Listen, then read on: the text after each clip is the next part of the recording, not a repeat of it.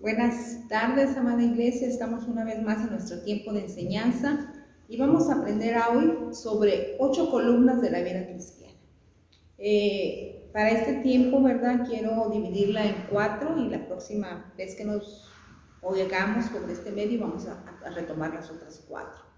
Nuestro estudio va a estar basado en el libro de Proverbios y vamos a usar otras citas, pero nuestro texto base lo vamos a tomar de Proverbios capítulo 9, verso 1. Les voy a invitar que ahí donde están, y si tienen la facilidad de tener una Biblia o su celular tienen la Biblia, pues vayamos a Proverbios 9:1, que dice así: en el nombre del Padre, del Hijo y del Espíritu Santo. Dice: la sabiduría edificó su casa, labró sus 7 columnas. Está muy corto, ¿verdad? Pero fíjense qué importante. La sabiduría edificó su casa, labró sus 7 columnas. Padre, te damos gracias por este tiempo que nos permites aprender un poco más de tu palabra. Tú siempre, Señor, estás dispuesto a enseñarnos, a ayudarnos, a darnos la fuerza y la fortaleza necesaria. Te pido en el nombre de Jesús, Señor, que en este tiempo tú nos ayudes a entender lo que tú quieres enseñarnos en esta hora. Padre, dejamos este tiempo en tus manos y que tu iglesia sea bendecida con toda bendición espiritual que viene de ti. Gracias, Señor. Amén. Ok, pues vamos a entrar al tema, hermanos. Les decía, ahí dice 7 columnas, pero yo voy a tomar 8 columnas de la vida cristiana. No me quedo con el 7, me quedo con el 8. Pero dice así la palabra de Dios, que la sabiduría. Aquí de lo que se trata, hermanos, este tema es aprender un poco más de ser sabios. Eso es muy importante en la vida del cristiano. Inteligente se puede ser, pero sabios es otra cosa. Y Dios no solamente quiere que seamos inteligentes, Él quiere que seamos sabios. El texto, ¿verdad?, que leímos nos muestra que la sabiduría es algo que el cristiano debe anhelar, debe tener, debe buscar. Y hablar sobre columnas, hermanos, es hablar sobre algo firme, porque siempre que se hace una construcción, se busca dónde se van a poner las columnas. Por ejemplo, yo ahorita estoy aquí en el templo, en la casa de Dios, y veo 1, 2, 3, 4, 5, 6, 7, 8 columnas que tiene esta iglesia. ¿Por qué? Porque las columnas son importantes, porque son las que le dan fortaleza a lo construido. Nuestra vida cristiana está siempre en construcción y Dios quiere fortalecernos a través de las columnas que Él pone en nuestra vida y que nosotros tenemos que llevar a cabo en nuestra vida cristiana. Entonces, la forma de construir, hermanos, en los tiempos de Salomón era similar a la de hoy, pero ellos siempre reforzaban toda construcción con columnas. Y la primera columna, hermanos, que debe tener la vida cristiana es la columna de la salvación. ¿Eres salvo, hermano? ¿Has abierto tu corazón al Señor? ¿Le has dicho: Señor, ven, entra a mi corazón, limpia mi vida, ya no quiero ser la persona que era antes, te acepto como mi Rey, como mi Salvador y como mi Señor? Todo cristiano debe empezar con una oración de arrepentimiento. Y esa oración de arrepentimiento te lleva a que aceptar la vida de Cristo en tu vida. La palabra de Dios dice allí en Proverbios 21:31, Proverbios capítulo 21, verso 31, dice así: el caballo se alista para el día de la batalla, mas Jehová es el que da la victoria. Nosotros necesitamos, hermanos, tener a Cristo en nuestro corazón para poder aceptar la bendición de Dios. Si no tienes a Cristo en tu corazón, hermanos, va a ser muy difícil que llegue la sabiduría a tu vida. La columna central de la vida cristiana es la salvación, pues no puede llamarse cristiano si no tengo a Cristo como mi Señor y Salvador. Hay gente que dice: yo soy cristiano, pero no tiene a Cristo como su Salvador ni como su Señor, no practica la vida cristiana, no asiste al templo, no obedece sus mandamientos. El versículo nos dice que nuestro Señor Jesucristo vino a buscar y a salvar lo que se había perdido. Y es el principio y el propósito de Dios, venir a que Jesús reine en nuestros corazones. Vamos al libro de Lucas, capítulo 19, verso 10. Lucas 19, 10 dice de la siguiente manera: porque el Hijo del Hombre vino a buscar y a salvar lo que se había perdido. Necesitamos estar en la salvación de Dios, hermano, porque si no estamos en la salvación, hay veces pensamos que seguimos en la salvación, pero nos hemos alejado de esa salvación y no hemos estado con Dios buscando su perdón, porque cada día cometemos errores, entonces necesitamos estar ahí con el Señor. Señor, perdóname, restáurame, dame ese nuevo empezar de cada día. Lastimosamente, hermanos, muchos cristianos son cristianos nada más por trayectoria o por denominación, hermanos, porque en algún momento fueron a alguna iglesia o en algún momento recibieron a Cristo, pero no han sido cristianos totalmente involucrados y de acuerdo y de corazón. Entonces hay que ser cristiano no solamente porque a alguien me dijo que yo era cristiano o porque mi papá era cristiano, ¿verdad? Y es muy importante, hermanos, aprender que como cristianos, ¿verdad?, estamos siendo buscados y encontrados por Dios para toda buena obra. Es muy importante también, hermanos, comprender que de nada sirve que yo esté en una iglesia si no dejo que Jesús, el Hijo de Dios, el Verbo que tomó mi lugar en la cruz del Calvario, entre a mi vida y la cambie. Puedo estar en una iglesia, pero si no dejo que Jesús entre a mi corazón y le abro la puerta y con mi boca confieso que Jesús es el Señor, pues no puedo llamarme cristiano. Ahora, es muy importante tener una certeza de salvación. ¿Estás seguro de tu salvación? Revisemos, ¿verdad?, nuestra salvación. ¿Hace cuánto tiempo le dijiste al Señor, ven y entra en mi corazón? Pero a partir de ahí, ¿qué has dejado o qué has hecho para que el Señor siga en tu corazón? Entonces, la primera columna es tener la certeza de que Cristo mora en nosotros, de que Él está ahí como poderoso Rey, como poderoso Señor, como poderoso Salvador. Eso es muy importante. La segunda columna, hermanos, nos habla de la conversión. ¿Qué es la conversión? Es cambiar. La conversión es un cambio de actitud, es un cambio de situación, ¿verdad? Entonces es muy importante que nosotros como cristianos experimentemos el cambio de actitud en nuestra vida, un cambio de conducta, un cambio de hablar, de pensar. Entonces es muy importante eso, que nosotros como cristianos le marquemos a Dios en nuestro corazón, el decir, Señor, ven y haz un cambio. Te necesito para que hagas un cambio, porque esa es la conversión. No solamente es recibirlo, aceptarlo, hacerlo con nuestra boca y decirle, te confieso como mi Señor y Salvador, sino también es cambiar. Y eso nos cuesta mucho trabajo a la gente, porque queremos hacerlo sin antes haber confesado al Señor, sin antes haberle dicho, haz un cambio aquí adentro, porque se empieza de adentro para que se vea por fuera. Si tú no cambias por dentro, lo de afuera puede cambiar, pero lo de adentro no. Vamos a caer tarde que temprano en hacer lo mismo. Si antes maldecías, vas a volver a maldecir. Si antes mentías, vas a volver a mentir. Si antes hurtabas, vas a volver a hurtar.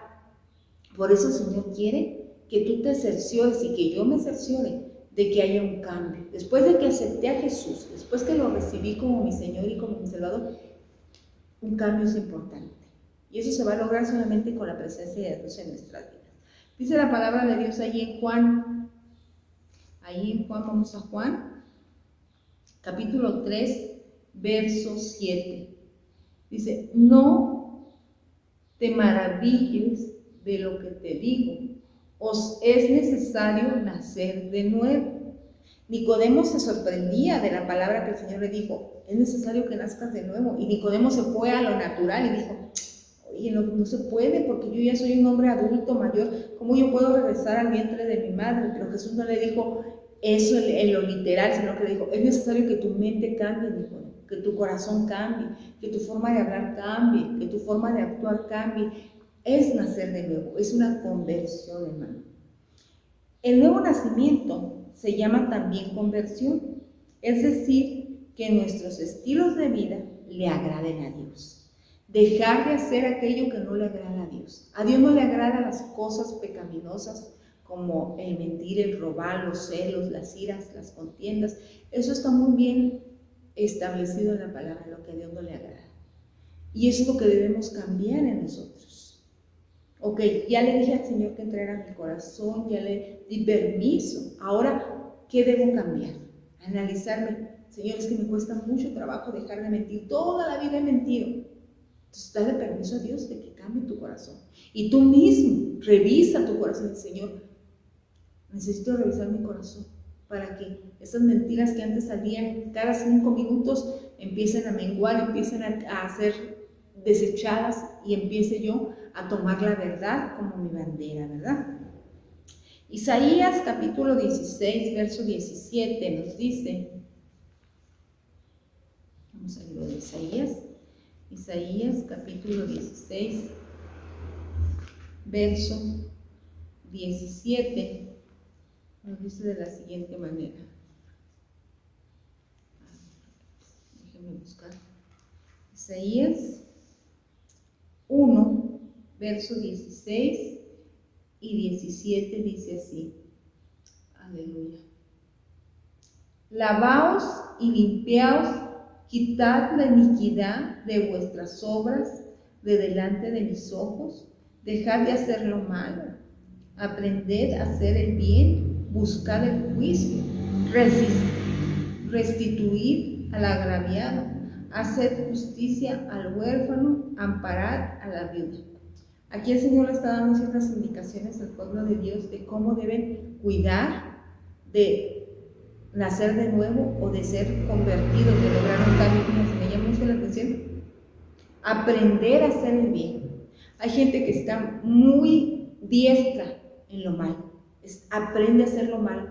Sabe cómo mentir con mucha facilidad, sabe cómo robar con mucha facilidad, sabe cómo hacer cosas malas. Y cuando le dan permiso al Señor que entre en su corazón, les cuesta mucho trabajo el cambio, porque han aprendido a hacer lo malo. Por eso la Biblia dice, aprender a hacer el bien ahora aprender a hacer lo bueno, lo correcto, lo que te va a ayudar, lo que te va a fortalecer.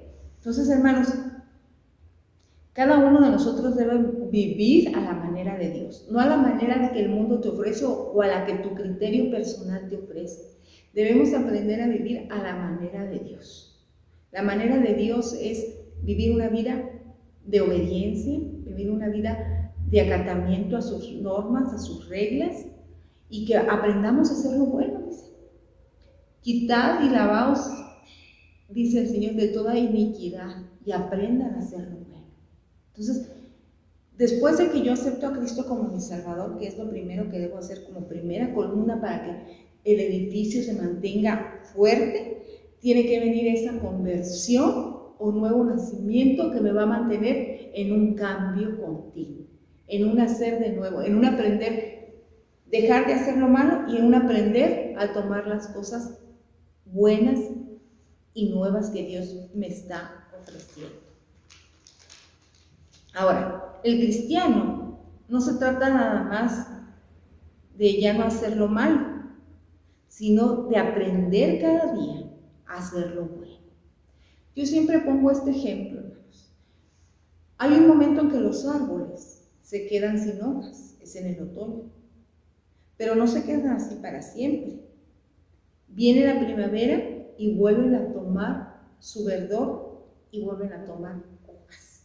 Igual el cristiano, va a llegar en un momento cuando aceptas a Cristo que dices, ¿y ahora qué hago? Si yo sabía hacer pero cosas malas, ¿verdad? Yo sabía mentir, yo sabía engañar, yo sabía hacer trampa.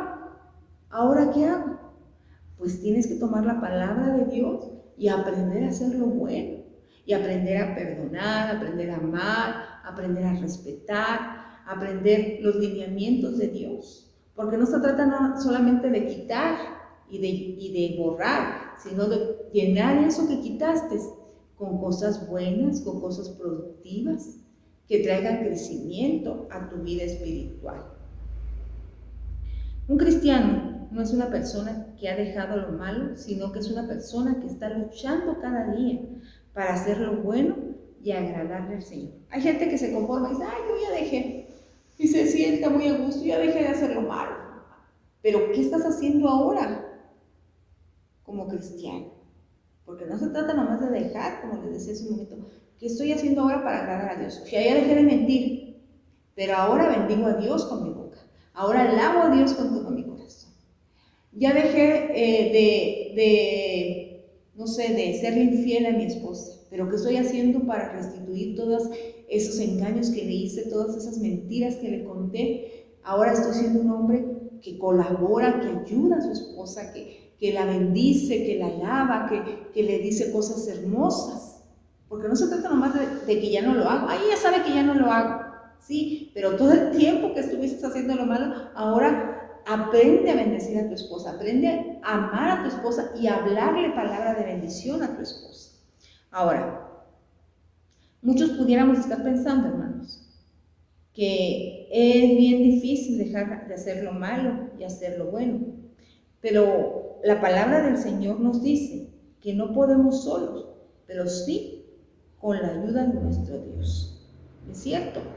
Nadie me está diciendo que no es difícil, pero si hay una promesa que Dios te hace, es que Él va a estar contigo. Vamos a Filipenses capítulo 2, verso 13.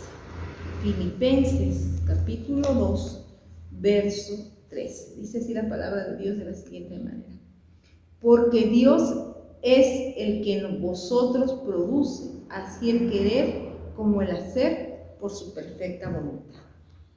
A veces hay personas que se cohíben mucho, ¿no?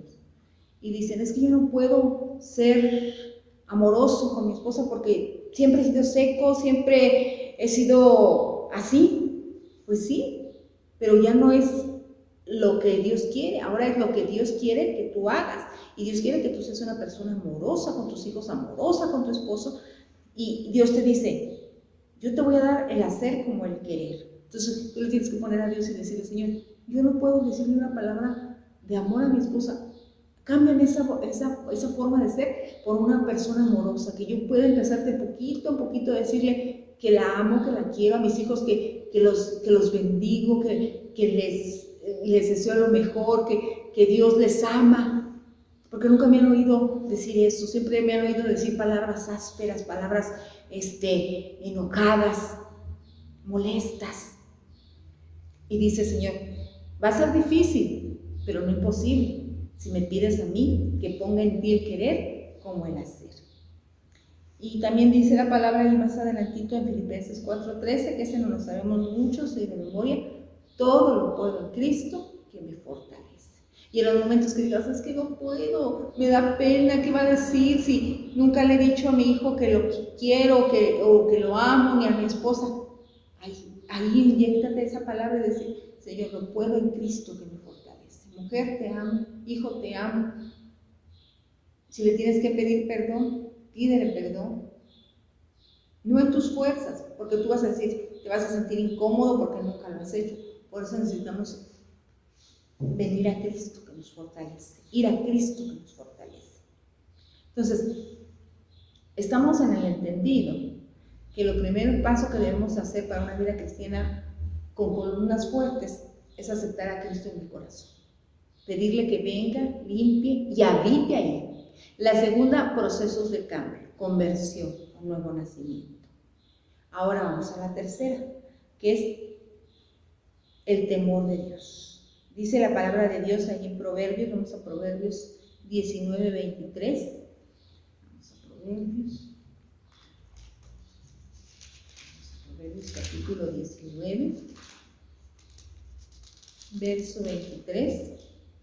Dice de la siguiente manera: El temor de Jehová es para vida, y el que vivirá, y con él vivirá lleno de reposo el hombre, y no será visto o visitado, del mal. Vuelvo a leerlo. El temor de Jehová es para vida. Cuando nosotros le tememos a Dios y respetamos más la voluntad de Dios que el que dirán, que el de las personas, vamos a tener vidas y vamos a tener columna fuerte en nuestra vida espiritual, en nuestra vida cristiana, donde vamos a poder descansar y vamos a poder decir, para mí, no solamente de palabra, primero es Dios y después lo demás. Y entonces el Señor nos va a dar la fortaleza, porque dice Proverbios también, hablando, el principio de la sabiduría es el temor a Jehová.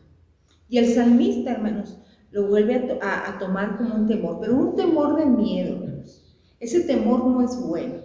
Hay gente que dice, ay, te va a castigar Diosito, no lo hagas. No es ese temor al que se refiere la palabra. El castigo de Dios es por justicia, por transgresión. Nunca va a ser por otra situación. Pero lo que el Señor está diciendo es un temor de reverencia, de obediencia, de sujeción a sus leyes, a sus estatutos y a sus principios. Porque cuando tú no tienes ese temor de Dios, se te hace fácil transgredir las cosas, romper las leyes y las normas de Dios. Dice el salmista, vamos al Salmo 36.1. Salmo 36.1 dice así: la iniquidad del impío me dice al corazón, no hay temor de Dios delante de sus ojos. Un hombre impío, un hombre inicuo, no tiene temor de Dios, hermano. Le es fácil adulterar, le es fácil mentir, le es fácil asesinar, le es fácil robar, porque no hay un temor de Dios. En cambio nosotros, hermano, no nos es fácil hacer lo malo. A veces lo hacemos, pero no nos es fácil, y cuando lo hacemos, vamos a Dios y decimos, Señor, perdóname, me arrepiento. Y eso es el proceso que debe seguir. Pero el hombre inicuo no. Yo he matado muchos, yo he robado mucho, yo he mentido mucho, y se le hace un hábito no tener temor, no por el castigo, sino por el respeto a las normas y principios de Dios. El temor a Dios es una de las características principales e importantes en la vida de todo creyente, de todo hijo de Dios. Es una característica que nos debe distinguir a nosotros, porque si no hay temor a Dios, rápidamente olvidamos las leyes de Dios. Ese temor de Dios, hermanos, nos debe distinguir a nosotros como verdaderos cristianos. ¿Por qué? Porque un religioso cumple solamente con lo estipulado, pero alguien que teme a Dios no solamente cumple con lo estipulado, sino aun cuando Dios no lo esté viendo o nadie lo esté viendo, aún ahí se conduce propiamente. Y por ejemplo, José nadie lo estaba viendo, pudo haber adulterado con la mujer de Potifar, sí, ¿y quién se iba a dar cuenta? Nadie, y ni siquiera la mujer le iba a decir, porque la mujer es la que lo estaba seduciendo. Pero aún ahí, en ese lugar solo y donde nadie lo veía, aún ahí él tuvo temor de Dios y dijo, no, Dios me está viendo, ¿cómo yo voy a hacerle esto a Dios? Dijo, antes de decirle, primero dijo, ¿cómo le voy a hacer esto a Dios? Después dijo, ¿y cómo se lo voy a hacer a mi jefe, a mi patrón, a tu marido? No, porque él tenía primeramente temor de Dios y sabía que eso era contrario a las leyes de Dios. Una persona que no tiene temor de Dios, nada le impide pecar, pues el temor de Dios es la vida que nos ayuda a refrenarnos y a decir, esto no es bueno, esto no le agrada a Dios. Entonces, tenemos que tener temor de Dios en nuestras vidas para no transgredir las leyes que Dios ya ha puesto. Temor a Dios significa amarlo, reverenciarlo, respetarlo y cumplir con sus normas y con sus mandamientos, nos estén viendo o no nos estén viendo, nos estén examinando o no nos estén examinando. La vida del cristiano es un respeto continuo, una reverencia continua hacia nuestro Dios. Romanos 11:22. Vamos a Romanos 11:22. Dice la palabra de Dios, ahí en el libro de Romanos, capítulo 11, verso 22, de la siguiente manera.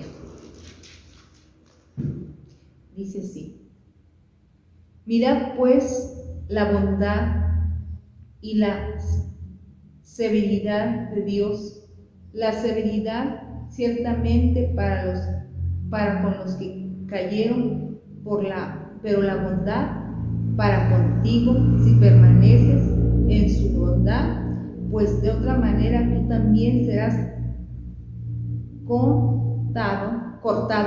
De otra manera tú también serás cortado. Dice, mira la bondad de Dios para los que permanecen en sus leyes, porque si no permaneces en sus leyes, tú también serás cortado. Llegará el momento, hermanos, en que Dios, ahorita podemos traspasar las leyes de Dios y decir, no pasó nada, aparentemente.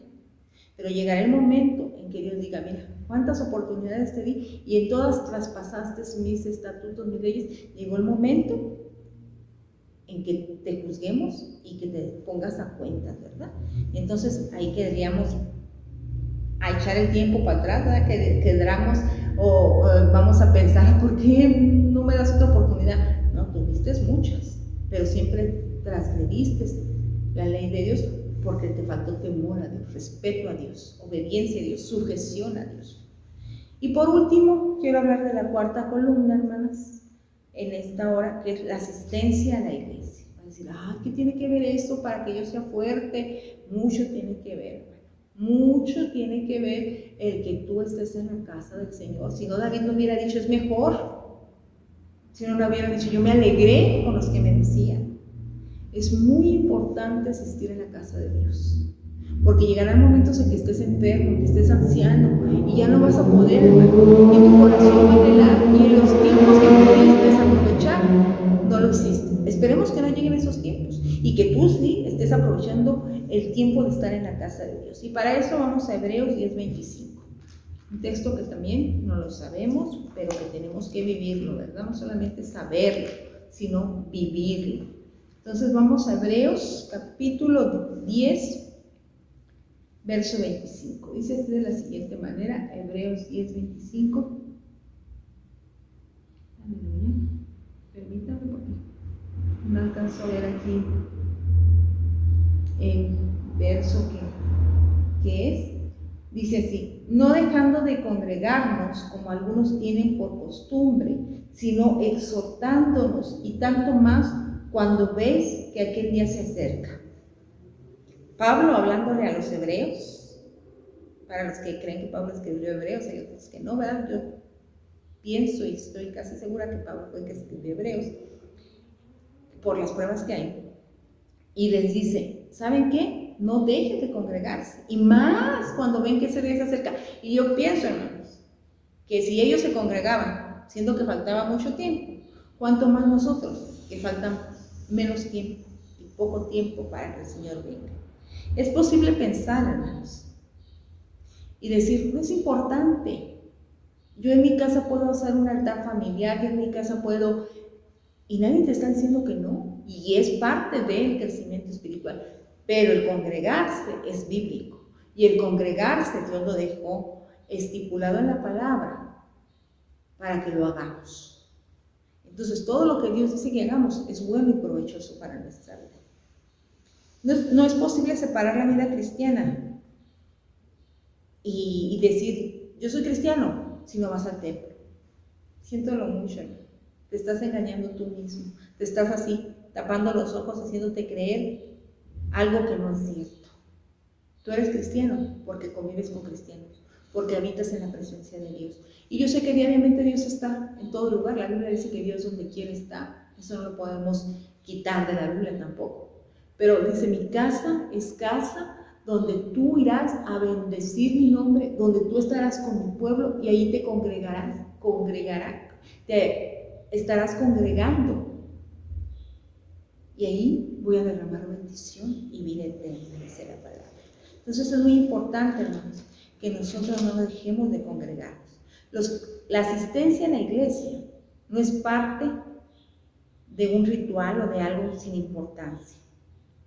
La asistencia en la iglesia es importante para nuestro desarrollo y nuestro crecimiento en la vida cristiana. Y es indispensable para todo cristiano que se dice ser cristiano, que pretende ser cristiano y que pretende entrar un día en la presencia de Dios. Entonces, hermanos, es muy importante que primero le dediquemos nuestro tiempo a Dios a través de congregarnos. Y es un mandamiento, hermanos. Dice, no dejemos. No dice si quieren, si pueden, si... No dejemos de congregarnos.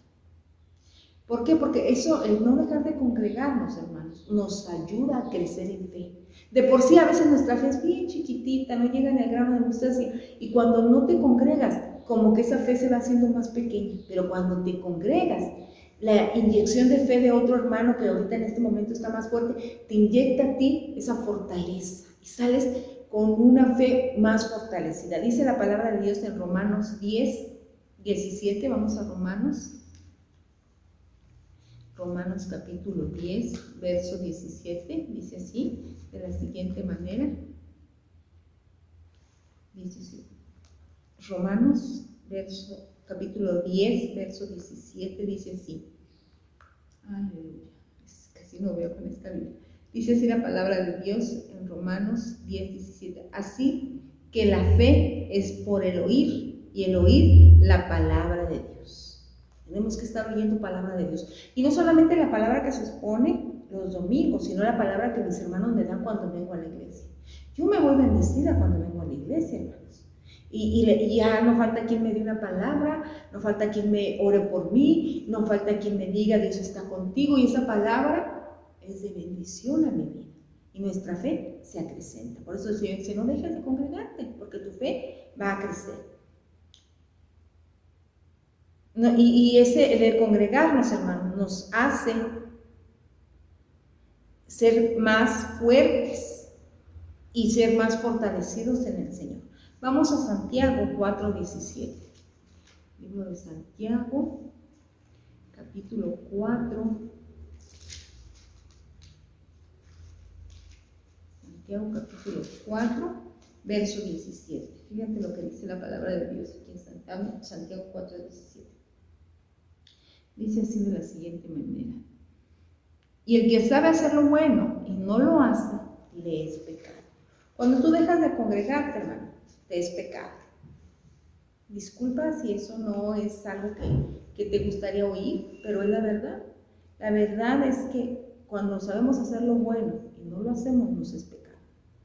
¿Es bueno congregarse? Claro que es bueno. Mira cuán bueno y cuán delicioso es, dice el Señor, habitar los hermanos juntos en armonía. Y tú no lo estás haciendo. Tarde que temprano Dios te dice, bueno, te tengo paciencia, te tengo tolerancia, te tengo paciencia, calma, pero tarde que temprano todo eso se va a convertir en tu contra a la hora que le rendamos cuentas a Dios. Entonces, hermano, no dejemos de congregarnos, estemos congregándonos cotidianamente, cada momento que podamos hacerlo cada vez más. Entonces, yo te invito, hermanos, a que tú mantengas una salvación en tu vida, un nuevo nacimiento o conversión en tu vida. Que tú mantengas, ¿verdad?, el temor al Señor en tu vida, porque el temor al Señor es el principio de la sabiduría. Y por cuarta columna, que tú mantengas asistencia frecuente, regular, constante a la casa de Dios, a la casa de oración. Vamos a orar. Padre, te damos gracias por este tiempo que hemos tenido. Nos has enseñado cosas buenas, productivas, porque la voluntad de Dios así es, buena, agradable y perfecta. Señor, te pido que tú, Señor, sigas obrando en cada persona que asiste a la iglesia. Señor, tú eres el único que puede, Señor, hacer el querer como el hacer por tu perfecta voluntad en nosotros. Si a alguien le está costando, Señor, por favor pon en ellos, Señor, ese sentir de clamar a ti para que tengan esa respuesta, Padre. Queremos ser de bendición, Señor, y queremos bendecir, pero también queremos, Señor, ser personas fuertes en la vida cristiana, no blandas, no débiles, sino fuertes en la vida cristiana. Por eso venimos a ti, Señor. Queremos cada día que habitas en nuestro corazón, que perdones nuestros pecados, que nos hagas, Señor, cambiar de actitud de mente y que nos des ese temor reverente a ti, Señor. donde podamos no transgredir tus leyes, sino cumplirlas, Padre. Ayúdanos a estar en tu casa el mayor tiempo que podamos, porque es bueno y agradable estar en tu casa, Señor. Amén y amén. Hermanos, pues muchas gracias por este tiempo que han dedicado a escuchar la palabra, que sea de bendición, porque así es, palabra de bendición para sus vidas. Y también, hermanos, les invitamos los miércoles a estar orando vía Meet a las 8:30. Hay necesidades, sí las hay, pero tenemos un Dios que si nos unimos y hacemos un cordón de 3 dobleces, de 4, de 5, Él nos oirá y nos responderá con tremendas cosas. Jueves, nuestra enseñanza. Domingo, 9:30, un tiempo de oración que usted, si está en su corazón, venga, ore, preséntese delante de Dios para que a las 10 vengamos a los diferentes departamentos, ¿verdad? Con las mujeres, con los niños, con los jóvenes, con los caballeros, y tengamos nuestras clases que están con temas muy contemporáneos, muy vigentes del hoy, ¿verdad? Que nos sirven para crecer en la fe, en la gracia y en el conocimiento. A las 11 nuestra escuela dominical, están todos invitados, y a las 12 nuestro servicio general. Así que el domingo es un domingo para el Dios. Desde tempranito, gócese en estar en la casa del Señor. Les esperamos. Bendiciones. Amén. ¿Quieres más información? Te invitamos a nuestras reuniones todos los domingos a las 12 p.m. Te esperamos.